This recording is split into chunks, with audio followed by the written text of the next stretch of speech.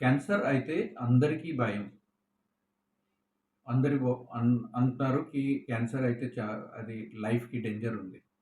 But actually cancer అలాగే dangerous లేదు. But cancer related misinformation అది చాలా డేంజరస్. ఎవరికి క్యాన్సర్ అవుతుంది. దెన్ ఇమ్మీడియేట్‌గా ఇది వాట్సాప్‌లో మినిమమ్ 10 మంది రిలేటివ్స్‌కి మెసేజ్ పెడతారు రిపోర్ట్స్‌కి. ఆ రిపోర్ట్ పెడితే వాళ్ళు మళ్ళీ వాళ్ళు తెలిసిన వాళ్ళకి పెడతారు.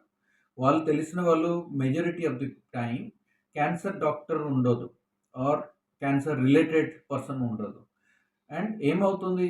వాళ్ళు ఏమి చెప్తారో అలాగే ఆ అనుసారం మిస్‌ఇన్ఫర్మేషన్ స్ప్రెడ్ అయిపోతారు. అండ్ మెజారిటీ టైమ్స్‌లో ఏమవుతుంది 99% ఆఫ్ ది టైమ్స్ ఆహ్, నెగెటివ్ ఇన్ఫర్మేషన్ మన దగ్గర వస్తారు. ఈ వాళ్ళు చనిపోయారు క్యాన్సర్‌లో.